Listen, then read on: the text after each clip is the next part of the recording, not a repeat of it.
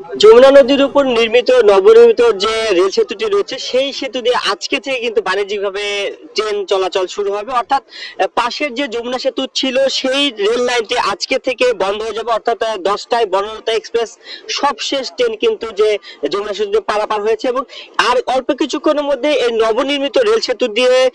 রাজশাহী থেকে ছেড়ে আসা সিল্ক সিটি এক্সপ্রেস কিন্তু আসলে প্রবেশ করবে, অর্থাৎ ঢাকার অভিমুখে রওনা হবে। এবং এটির মধ্য দিয়ে কিন্তু বাণিজ্যিকভাবে যে এই যে নবনির্মিত যে যমুনা রেল সেতু 4.8 কিলোমিটার রেল সেতু, এই সেতু দিয়ে কিন্তু বাণিজ্যিকভাবে ট্রেন চলাচল করবে এবং আজকে থেকে সেটি শুরু হবে এবং সেই প্রতীক্ষায় রয়েছে। এবং এখানে এই রেল সেতুর সাথে যারা কর্মকর্তা রয়েছে, যারা বিভিন্ন প্রকল্প বিভিন্ন প্রজেক্টে যারা কর্মকর্তা রয়েছে, সেই তাদের মধ্যে আমরা দেখেছি উৎসাহ উদ্দীপনা রয়েছে, কারণ তাদের দীর্ঘ পরিশ্রমের ফল যে এই আজকে থেকে যে সফল ট্রেন যাত্রা হবে। আমরা দেখেছি যে গত কয়েকদিন আগে কিন্তু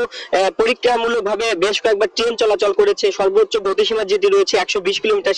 সেই গতিতে ট্রেন চলাচল সফলভাবে পরীক্ষামূলকভাবে সমাপনের পর আজকে থেকে কিন্তু বাণিজ্যিকভাবে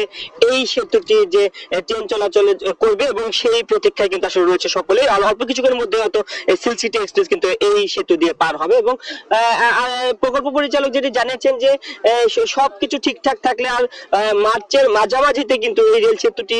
উদ্বোধন করার কথা রয়েছে এবং সেই প্রস্তুতি কিন্তু চলছে। তবে আজকে থেকে যে রেল সেতু